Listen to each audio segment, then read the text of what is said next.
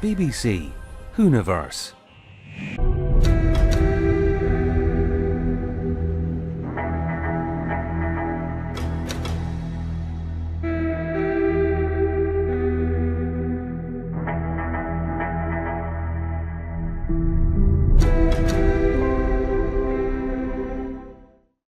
Hello and welcome back to Whovian News, the YouTube series that tries to be a TV show but fails miserably, but one day will not. One day it shall succeed. So, let's discuss where we're at. So this is part 2 of a series. This is part 2 of this week's edition of Whovian News.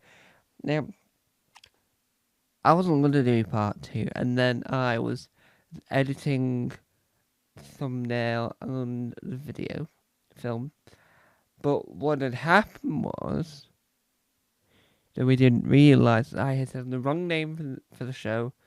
I got a lot of the information wrong, but when I was looking for the thumbnail image, I found that the official BBC article on the official Doctor Who website. So I thought, well, obviously now I need to do a part 2 to A, read the article and be clear of all the mistakes that were made in the first part. So, issue number 1. The show is called the Whooniverse Show, not the Whovian Show. And that's really the main gripe. But let's read this article. Now, the article first came out, as I'm going to nitch you back, I do apologise, first came out on the 15th of August, 2025.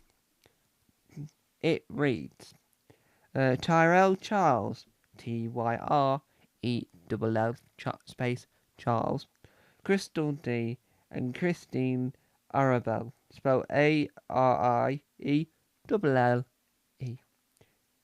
host the debut episode of a new original series for Doctor Who fans. The Whooniverse Show, a brand new digital magazine series produced by BBC Studios digital brand premieres today exclusively on the official Doctor Who YouTube channel. From breaking news, special features, episode breakdowns and new product launches to interviews and fan spotlights, the Whooniverse Show focuses on the latest happenings in the Whooniverse, offering a fresh and engaging look at everything Doctor Who. Each episode delivers coverage tailored for fans worldwide, celebrating shared passions and legacy of global Doctor Who fandom. The first episode is hosted by Tyrell Charles, Tyrell, and Crystal D, with US correspondent Christine spelled Krystina. Her last name is spelled Arielle, reporting directly from San Diego Comic-Con 2025. Highlights from the very first episode include a deep dive into UNIT's top secret facilities, the Black Archive. Both the physical immersive experience recently unveiled in San Diego and its digital counterpart on the Doctor Who website. A visit to the Doctor Who expedition, Worlds of Wonder, where science meets fiction, currently at the Comic-Con Museum in San Diego. A look at the mysterious prop of the month. A mysterious prop of the month, as the Harry Hills TV bird referenced there. A special retrospective review of Terror of the Zygons, marking 50 years this month since it originally broadcast. Showcase of incredible fan art from across the fandom. A special hands-on and hastened look at the new merchandise from the BBC shop. And some breaking news with exclusive new book announcement from Penguin Random House. Luke Spinal, spelled Spillane, head of their digital fandom at BBC Studios. What a weird title. It's a weird title because you wouldn't expect a head of digital fandom would exist as a job, but apparently it does. He comments, "The Whovian show is to celebrate everything we love about Doctor Who. A show made by fans, for fans, whether you've been watching forever or just stepped aboard the TARDIS. This show is your front row seat to the heart of the fandom. Expect surprises, special guests, and a whole lot of Who. Tune in from today, Monday the 11th. Today's date, Sunday the 12th of August. But tune in from Monday the 11th of August at 3 p.m. on the official Doctor Who YouTube channel. New episodes will be posted periodically to celebrate one of the most iconic sci-fi franchises in television history." Wow. So, what that does, in an incredibly small nutshell, is sort of explain all the errors I made, right?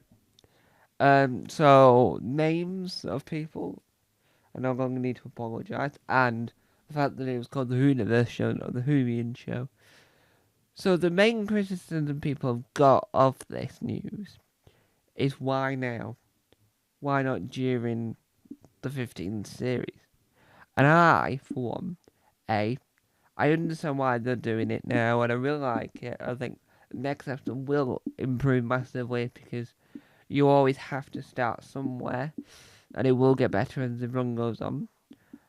I do see why, because they're doing episode breakdowns, why they didn't.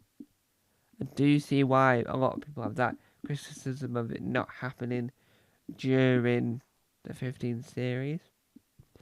I'm not too sure why. And also, I've also noticed that they don't forget to subscribe to the official Doctor Who YouTube channel at the end with Shooting Hour anymore, which is also strange. But that's my own personal opinion on that strangeness. Overall, I think it's exciting. I think the first episode was good, with a lot of areas to improve. And that's because, so, if you watch my very first episode of Whovian News and watch this one now, you can see that whether or not it's improved, that's for you to decide, but you can see the evolution of it. So people say, "Oh, this is terrible. Oh, it's awful." Right? You can say that, but I wouldn't recommend chatting about it because episode 2, I can guarantee, will be better than episode 1, because if you always take what's at face value, it's never going to be the same. So when you watch the US version of Ghosts, which is a remake of the UK version, then the US version starts off identical and then builds its own brand and becomes its own thing. And that's what Doctor Who, the Whovian show is doing now, is that at the moment people are thinking it's like the fan show, so that's the identity they've got stuck at the moment. But eventually, once you've decided and worked out how to make it unique and their own, then that's what will happen. It'll end up being unique on its own, and you'll enjoy it more. So at the moment it's rocky patch, but that's fine. Everything has to start from somewhere. So there you have it. Bye bye.